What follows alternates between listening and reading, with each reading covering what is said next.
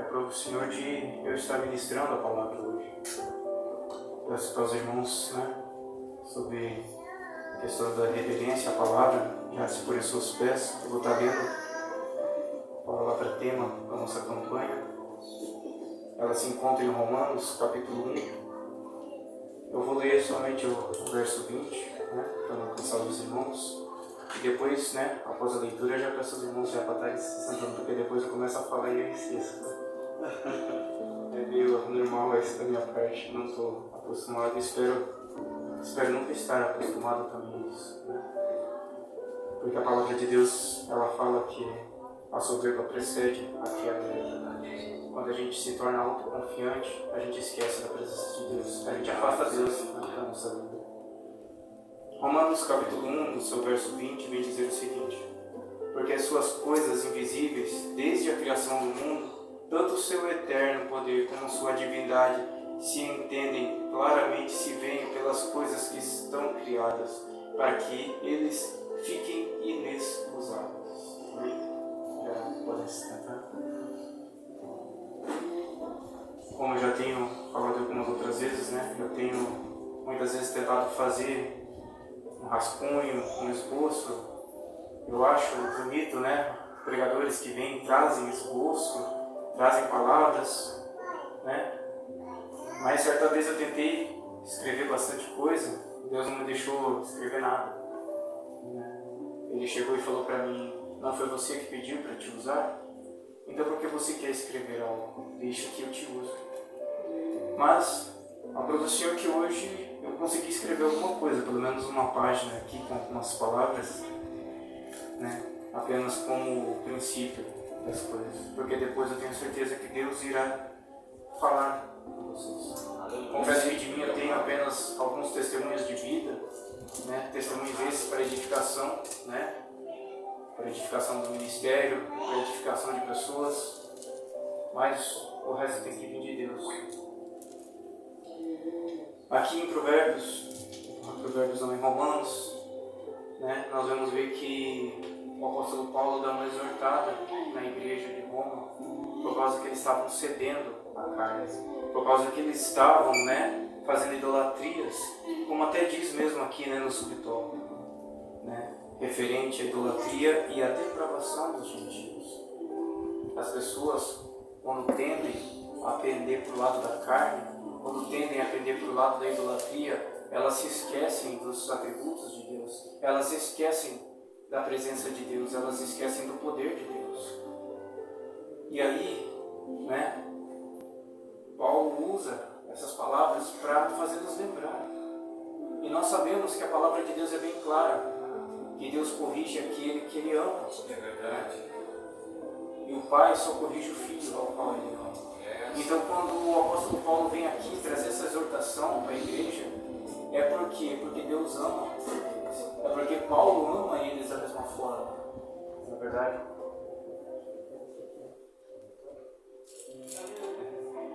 Amém.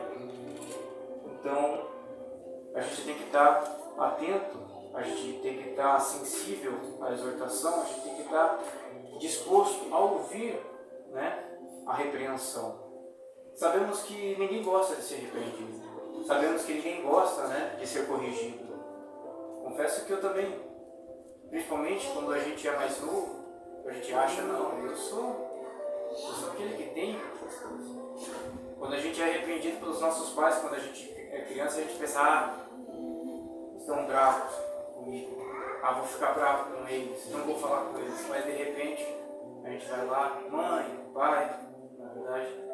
E assim devemos também ser com Deus. Assim devemos também ser com os nossos líderes, com os nossos pastores. Quando eles nos repreendem, a gente tem que ponderar. Tá certo que de momento a gente vai se irritar, mas a gente tem que parar e começar a pensar, ponderar. Porque a palavra aqui vem dizer que Ele só repreende aquele que Ele ama. Glória. Isso é verdade. Eu ainda não sou pai, mas eu vejo muitos pais aqui, quando a criança faz alguma coisa de errado, vai lá e repreende, dá uma bronca. A criança faz o que? Faz aquele picão, fecha a cara, fica algum tempo lá de braço cruzado, com a bochecha inchada, parecendo um baiacu, Mas logo depois, né? Vai vindo de mansinho, daqui a pouco pede um abraço. E os pais se negam, né? Eles vão lá, eles abraçam a criança. E aí, com mais calmaria, vem e fala: não faça de novo.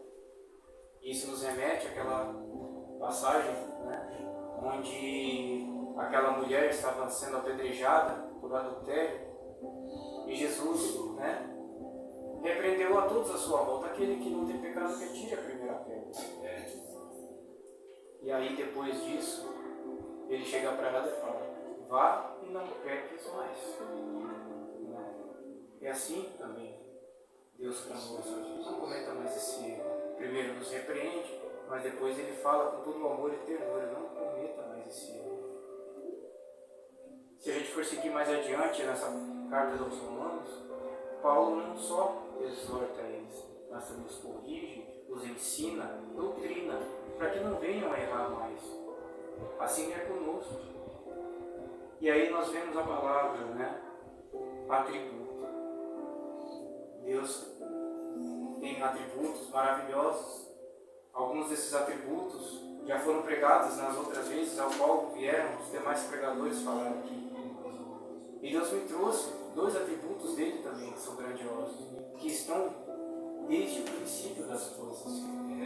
Mas primeiro, alguém sabe o que significa a palavra atributo? Eu fui buscar a palavra. Aprovo o Senhor que eu consegui uma Bíblia que ela tem um dicionário bíblico, e aqui vem dizer atributo: aquilo que é próprio de um ser, né? Uma qualidade. Então o que é o atributo? É a qualidade. Quais são as qualidades de Deus? Divindade, né? Onisciência, onipotência, onipresença.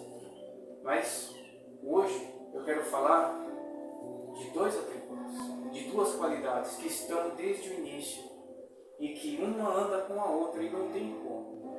No meu rascunho aqui eu tinha colocado só um, mas hoje ainda Deus colocou mais um ainda. Deus está a todo momento falando conosco. Glória a Deus. E aí, um desses atributos é o amor. João 3,16 vem dizer: Deus amou o mundo de tal maneira, aleluia, que enviou teu Filho, teu único Filho, para que todo aquele que nele crê não pereça, mas seja salvo. Todo aquele que crê em Cristo será salvo. Cristo não veio à terra para condenar, mas para salvar. Olha que amor é esse. Um amor que transcende, né, a existência das coisas. O segundo atributo é o perdão. E aí eu fiquei perguntando para Deus: mas como assim amor e perdão? Pelo seguinte: se você não perdoa, é porque você não ama. E se você não ama, você não consegue perdoar. Então, o amor e o perdão estão sempre juntos. E estão juntos desde o início. Por quê? Porque Deus já nos amou antes mesmo de nos criar. Deus amou Adão e Eva antes mesmo de criar o mundo. E aí o que ele fez? O quê? Não, eu vou criar a terra, eu vou criar as plantas, eu vou criar os animais, eu vou fazer ter vida até nos mares, para que haja um local para que o meu amor reine. Depois de criado tudo isso, ele criou Adão. E ele viu Adão, né, prosperando, trabalhando no reino dele, fazendo as coisas com alegria. Mas Deus viu que ainda faltava algo. Então foi lá, fez Adão descansar, e da costela dele criou Eva. Para quê? Para que o amor de Adão não ficasse só ali, para que ele pudesse compartilhar com um ser semelhante a ele também. Aleluia. E vejamos, o amor está ali. Mas então houve a queda, né? Todos nós sabemos, a serpente foi lá, tentou Eva comeu do fruto, Eva foi lá e conversou com Adão, falou para Adão, convenceu Adão a comer, e os dois comeram do fruto. Adão, por amor a Eva, comeu do fruto também. Então, o que Deus fez? Deus os repreendeu, Deus os puniu, trouxe consequências sobre o pecado, mas ainda assim Deus perdoou. Glória a Deus. Desde o início, amor e perdão estão juntos. Porque Deus podia simplesmente pegar, apagá-los da existência e criar um novo homem. Ali mesmo. Mas não. Ele amou a criação que ele fez. Ele amou até a perfeição do homem. E aí então, com o passar do tempo, a gente tem visto o amor e o perdão. Por amor a Deus, Caim e Abel faziam, né, as suas oferendas. Por amor a Deus, infelizmente houve o que? Inveja, houve ciúmes, e então Caim matou Abel. Por amor à criação, Deus foi lá e perdoou Caim. Deus podia ter o que? Tirado a vida de Caim ali também. Mas assim, a gente pode ver a constância do amor e do perdão. Então não tem como. Não tem como a gente deixar de lado esses atributos. Não tem como deixar de lado, né? Essa qualidade. Essas duas qualidades que vêm no decorrer das eras. Sabemos que por amor ao mundo, por amor à sua criação, Deus trouxe o que? O dilúvio também. Deus podia ter apagado toda a existência do ser humano ali também. Mas ele escolheu perdoar. E ele escolheu uma família para seguir em frente, para recriar, para repovoar a terra. E mais uma vez, amor e perdão. Nós vemos que não tem como ficar um longe do outro. A palavra de Deus é viva, eficaz, transvolta vazia.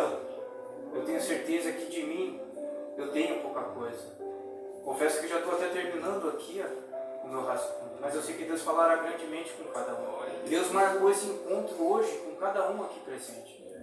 Sabemos que temos muitos irmãos que estão enfermos, outros irmãos que podem estar trabalhando, mas eu tenho certeza que onde eles estiverem, Deus também já está falando com eles. Deus já está demonstrando o amor a cada um deles, o perdão, na verdade. Mas vamos continuar aqui conosco. Vamos continuar aqui falando sobre amor e perdão. Eu deixei mais uma palavra marcada aqui em Mateus 22 do 37 ao 39,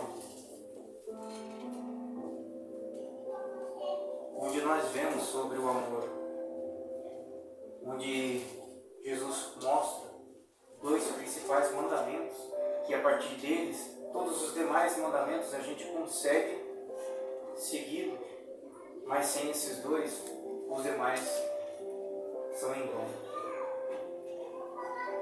Verso 37, Jesus disse: amarás o Senhor teu Deus de todo o teu coração, e de toda a tua alma, e de todo o teu pensamento.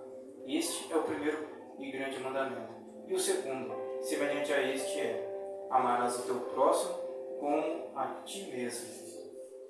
Então o amor, ele não é só, um sentimento, como muitas vezes, o mundo lá fora coloca. Ele é um mandamento. Ele é um mandamento do atributo de Deus. Ele é um mandamento da qualidade de Deus. Todos sabem que Deus é amor, mas também fogo consumidor. Só que este fogo consumidor não é aquilo ao qual ele faz sem perdão. Ele consome só aquilo que é mal. Ele consome só aquilo que é impuro. E aqueles que se arrependem das coisas que fazem, Deus perdoa. Obrigado. E os deixa de fora deste fogo consumidor. Nós vemos ao longo das eras, de Gênesis a Apocalipse, amor e perdão. E termina em Apocalipse com amor e perdão. Porque aqui fala, nós lemos sobre as cartas da Ásia, das igrejas, onde tudo se resume ao amor e ao perdão. Porque no final de cada carta, Deus ainda fala sobre o perdão. Aquele que vencer terá uma recompensa. Aquele que vencer. Então é o perdão de Deus sobre aquelas casas. Nós vemos que tiveram diversas casas que tinham problemas, onde Deus os exortava. Somente 2 casas Deus não falava mal, mas ainda assim alertava para que não se desviassem, mas ainda assim, aquele que venceu. Olha ali o perdão, aliado ao amor.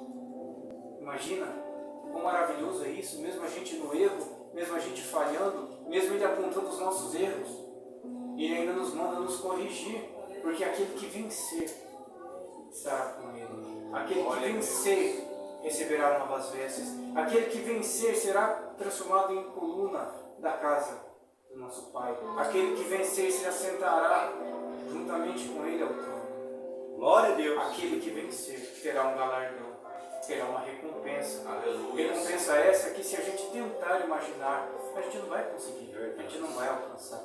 Por quê? Porque o amor de Deus por nós a gente não consegue medir. O perdão de Deus por nós a gente não consegue medir. Então as recompensas serão também coisas que a gente não vai conseguir medir. Serão maiores, mais preciosos que ouro e a prata. Como é dito na palavra, né? Que as ruas lá serão de ouro, ou seja, voltarão a ser apenas pedras brilhantes. Não serão coisas de valor, porque o que é de real valor virá das mãos de Deus. Quão maravilhoso é isso! Amor e perdão. Pode parecer que eu estou repetindo diversas vezes, pode ser que esteja parecendo repetitivo, monótono, cansativo, mas Deus quer colocar em nossos corações, quer que a gente deixe tatuado em nossos corações, cravado em nossos corações, sabe, colocado em nossas mentes, que a todo momento tem que haver amor e perdão. Glória a Deus. Por quê? Porque todos nós que estamos aqui, nós nos denominamos o quê? Cristãos. Nós nos denominamos evangélicos. Nós nos denominamos servos do Deus Altíssimo. Se Deus é amor, nós temos que ser amor. Se Cristo veio à Terra e nos amou, nós temos que amar. Se Cristo veio à Terra e nos perdoou, nós temos que perdoar. Porque senão, o que estamos fazendo aqui? Porque senão, por que estamos carregando o nome dele? Se nós não sabemos amar, se nós não estamos dispostos a perdoar.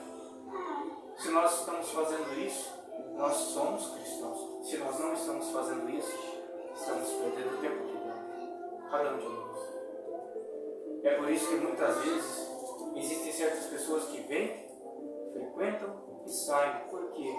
Porque elas não conseguem entender que amor não é um sentimento, amor é um mandamento. Que o perdão não é um sentimento, o perdão é um mandamento também. Não é dito aqui, mas se não tem amor, então não tem perdão. E se não tem perdão, não tem amor. Então o que acontece? Amor e perdão. Guarde isso na tua mente. Guarde isso no teu coração. Guarde isso e leve para a tua vida. Amor e perdão. Quantas e quantas vezes, né, nós passamos na rua, vemos pessoas na sarjeta, pessoas em situação de rua, pessoas embriagadas, pessoas que muitas vezes preferem estar no bar do que dentro dos seus lares. Por quê? Por falta de amor, por falta de entender o que é o amor, por falta de entender o que é o perdão. Por quê? A pessoa que está embriagada, muitas vezes é por quê? É porque ela quer esquecer de algo que ela não quis perdoar lá dentro da casa dela. E aí o que acontece? Vai afogar as dores no bar. E Deus é amor. A palavra de Deus é amor. E às vezes essa pessoa não conhece a palavra de Deus. E se nós não nos compadecermos dessas pessoas, não tentarmos nos aproximar dessas pessoas, elas não vão entender o que é o amor. Elas não vão conhecer a Cristo. Elas não vão ter o encontro com Cristo que nós tivemos, que eu tive. Os irmãos aqui já sabem o meu testemunho, eu já contei algumas vezes. Se não fosse Deus enviar pessoas para irem até mim, eu não conheceria Deus. Eu não conheceria o perdão. Eu não conheceria o renovo. Eu não teria minha vida transformada. E com isso, o que ia acontecer? Talvez eu não estivesse mais comigo. Talvez eu não estivesse aqui. Quem sabe eu estivesse caído num canto, na bebedeira, nas drogas. Infelizmente, essa é a realidade de muitos que não conhecem o amor. Essa é a realidade de muitos que às vezes não receberam perdão. Talvez algumas dessas pessoas que estão lá fora, caídas, elas estão esperando ouvir um sincero "eu te perdoo". Estejam esperando ouvir um sincero "me perdoe". E principalmente estou esperando ouvir um sincero: eu te amo. Quantas e quantas pessoas não estão se perdendo por falta de amor? E a falta do amor, ela gera o que? Iniquidade. E a palavra de Deus é bem clara. Por causa de iniquidade, o amor de muitos se esfria. E nós hoje estamos vendo isso. Guerras, nações contra nações, pais contra filhos, irmão contra irmão, marido contra esposa. Tudo está na profecia.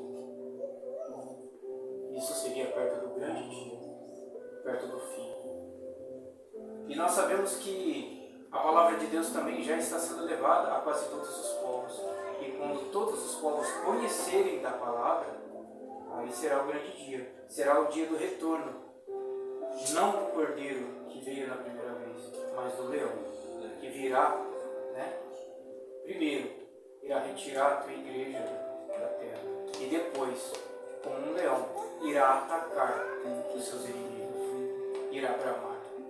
Então, nós temos que seguir em diante e levar o amor, levar o perdão. Como eu estou falando, tem muitas pessoas esperando perdão. Tem muitas pessoas esperando serem amadas. E quantas vezes a gente fala isso para elas? Quantas vezes a gente chega numa pessoa e fala: Jesus te ama, não temas, isso logo vai passar. É só uma fase. Creia em Deus e os seus pecados serão perdoados. Nós sabemos que todos os milagres que Jesus fez, ao final dele realizar os milagres, ele sempre falava: a tua fé te salvou, os teus pecados foram perdoados. Por quê? Porque o principal, o primeiro de tudo, não é a cura da carne. O primeiro de tudo tem que ser a cura da alma. E quantas almas não estão doentes lá fora e aqui dentro, esperando ouvir que seus pecados foram perdoados. Eu te perdoo, eu te amo, por isso eu te trouxe aqui. Hoje a casa está relativamente vazia porque temos irmãos enfermos, irmãos trabalhando, E infelizmente também nós sabemos que o inimigo está, agindo dentro das igrejas. Não das igrejas, porque as igrejas somos nós, mas dentro das congregações, dentro das casas de oração, dentro das casas de adoração. E por quê? Porque está faltando a gente exercer o amor, está faltando a gente exercer o perdão. Acontece muitas vezes de um irmão cair, um irmão se desviar, e a gente faz o quê? A gente busca ele e fala que ama ele, que sente saudade, que perdoa. Ou a primeira coisa que a gente faz é acusar e julgar e condenar. Eu lembro que eu acho que eu já preguei algo sobre isso, mas Deus me mandou falar lá de novo. Porque quando a gente julga, quando a gente condena, quando a gente aponta os erros de alguém, quando a gente está desejando mal para alguém, o que a gente faz? A gente aponta. E olha a posição da mão. É um dedo apontando as falhas daquela pessoa. É 3 dedos apontando as nossas falhas. E um dedo apontando pro condenador, pro acusador. Então quando a gente aponta os erros dos outros, a gente julga e a gente condena os outros, a condenação maior está sendo para nós. E nós estamos servindo a Satanás. Mas e quando a gente está com os nossos irmãos à nossa volta, a gente está com algum conhecido nosso na rua, a gente fala o quê? A paz do Senhor, irmão, a paz do Senhor, igreja, quando a gente cumprimenta, a congregação que a gente vê. E olha só como que é a mão, olha só como são os dedos, todos apontados para quê? Para Deus. Porque as bênçãos vêm de quem? Vem do Senhor. Porque o perdão vem de quem? Vem do Senhor. Porque o amor vem de quem? Vem do Senhor. Aleluia! Quando a gente abençoa, quando a gente cumprimenta, quando a gente demonstra o nosso amor, a quem a gente também está declarando? A Deus. Então a gente não está servindo ao inimigo. A gente está entregando as bênçãos e a vitória para Deus. E nós sabemos que quando a gente deseja o bem ao próximo, Deus também traz esse bem para nós. Tudo que a gente compartilha, a gente também recebe. Agora, se a gente compartilha só o mal, a gente vai receber o que de volta? O mal. Muitos pregadores também falam, né? Faça o bem sem olhar a quem. Ofereça aquilo que você tem. Será que a gente só tem o mal para oferecer? Se a gente só tem o mal para oferecer, quem nós estamos sendo? Nós estamos sendo ferramentas de Deus ou estamos sendo ferramentas de Satanás? Nós não podemos ser assim. Nós não podemos dar brechas. O inimigo tem aproveitado essas brechas. Por quê? Porque o amor está se esfriando. Porque o amor não está sendo mais pregado. Porque o perdão não está sendo muitas vezes mais pregado. É como foi louvado aqui. Né? Então, não tem como. Nós temos que fazer como Neemias. Nós temos que reerguer os muros. Nós não podemos deixar as brechas. Porque o inimigo está usando essas brechas. O inimigo está esvaziando as congregações. O inimigo está deixando irmão contra irmão. Mas não um irmão de sangue. Pelo menos não um irmão de sangue humano, mas um irmão de sangue de Cristo, do sangue carmesim que foi derramado na cruz. Estes irmãos estão sendo afetados. Esses irmãos estão se voltando uns contra os outros. Por quê? Porque estão se esquecendo do amor que foi colocado na cruz. Estão se esquecendo do perdão que foi colocado na cruz. Sempre é pregado, sempre é trazido aqui a palavra de Deus, sempre é falado. Jesus podia ter descido daquela cruz. Um dos condenados falou: se você é mesmo filho de Deus, desce dessa cruz e nos salva. Jesus podia ter feito isso. Na oração dele, lá em João 17, nós estudamos isso até na escola bíblica. Né? Jesus falava sobre tirar dele o cálice, sobre tirar dele essa responsabilidade. Aquilo ali era o Jesus homem. O homem tem medo. O homem, quando chega no momento, ele tem medo. O apóstolo Paulo mesmo, né? Tira de mim esse espinho. Davi teve medo. Salomão teve medo. Jeremias, então, Jeremias chegou a falar: Senhor, eu não vou nem mais pregar a tua palavra. Mas Deus ainda nos ama. Deus amou cada um deles e os perdoou pelas palavras. E Jesus mesmo na oração: se possível, passa de mim esse cálice, mas acima de tudo, que seja feita a tua vontade. E qual é a vontade de Deus? É o amor, é o perdão, é que estejamos com Ele nos altos céus. Então, precisamos amar, precisamos perdoar. Se não fosse o perdão de Deus, eu não estava aqui. Eu sei que não fosse o perdão de Deus, muitos não estariam aqui hoje. Todos nós temos um testemunho de vida, né? Na verdade, nós temos um testemunho de quase morte. Nós temos um testemunho de livramento, de acidentes, de situações onde muitos poderiam até estar pensando em tirar a própria vida. E isso é o inimigo agindo. Por quê? Porque quando a gente não está na presença de Deus, o inimigo vai soprando, dizendo que a gente não vale nada, dizendo que a gente não pode isso, que a gente não pode aquilo. Aí as pessoas, né, vão de encontro com elas falando de Deus. E o que acontece? O inimigo sopra. Mas você não merece esse perdão. Você não merece esse amor. Você não merece ser igual a um deles. E aí o que acontece? Deus tira um no meio deles, o transforma a vida dele, renova a vida dele, renova as forças, mostra o amor, mostra o perdão.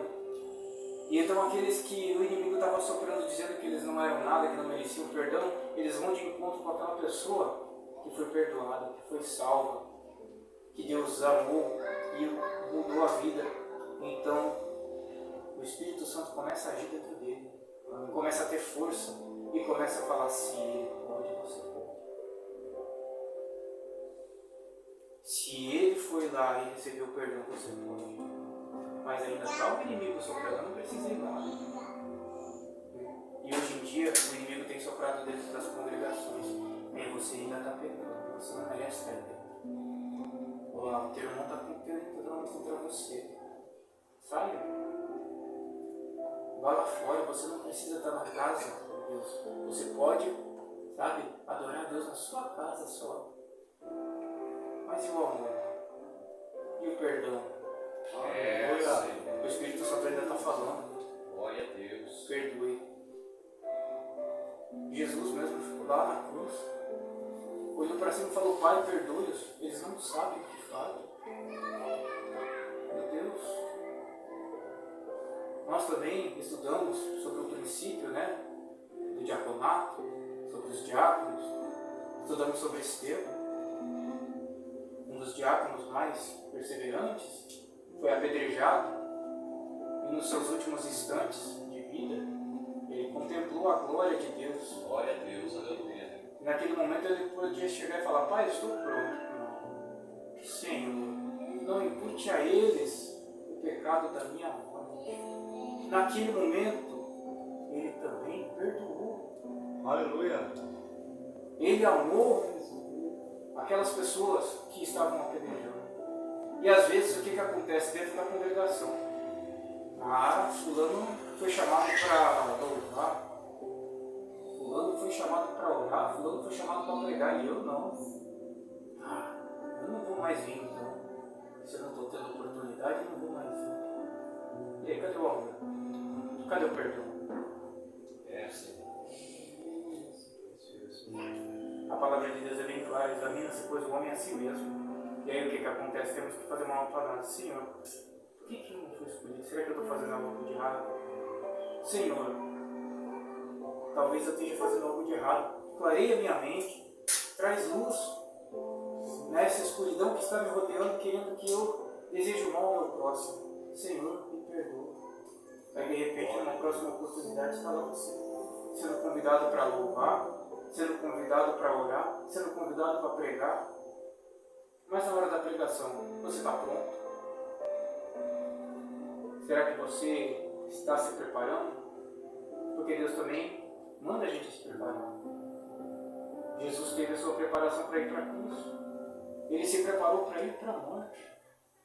Nós temos que estar preparados para levar a vida para aquelas pessoas que estão lá fora. E como fazer isso? Lendo a palavra, orando, jejuando. Temos que nos preparar, temos que nos capacitar. Como eu falei agora no começo, as profecias já estão todas aí se cumprindo. Basicamente, o que falta agora para a vinda de Cristo é que o Evangelho seja levado a todos os povos. Mas a palavra também é clara: o Evangelho vai ser levado a todos os povos. Isso não quer dizer que todos os povos e todas as nações irão realmente aceitar a palavra. Mas uma vez que todos ouviram, eis que Jesus virá. E aí sim, todo joelho se dobrará e toda língua confessará. Mas o que nós estamos fazendo? Nós estamos amando as pessoas à nossa volta, estamos levando esse amor em palavras para elas, estamos levando o perdão a elas? Provavelmente não. Nós ainda temos muito a fazer. Então vamos nos capacitar, vamos continuar meditando na palavra, vamos continuar buscando a palavra, vamos continuar orando, vamos continuar lendo, vamos continuar jejuando, vamos nos preparar para todo momento. Como hoje Deus me tocou, né, e eu estava conversando no grupo de missões, vamos nos capacitar, nos preparar para a vinda de Cristo, porque Ele já está chegando. Porque senão nós seremos igual às noivas imprudentes. Deus trouxe essa parábola diversas vezes, já com diversos pregadores aqui, porque está alertando. Está alertando as pessoas lá fora, não está alertando aqueles que já conhecem a palavra. Verdade. Porque essa parábola das 10 virgens, as 10 tinham sido escolhidas, mas só 5 estavam realmente preparadas. E as outras 5 quiseram se preparar na hora que ouviram o noivo estar aí. Então, vamos estar preparados. Glória a Deus. Confesso que agora já o que eu falar a partir de agora será muito mais da minha parte, da carne, do que do Espírito. E eu espero que Deus tenha ministrado bastante no coração de cada um de vocês. Porque a mensagem principal que Ele queria entregar é amor e perdão. Amém? O Por isso eu agradeço a oportunidade, por essas palavras, em nome de Jesus.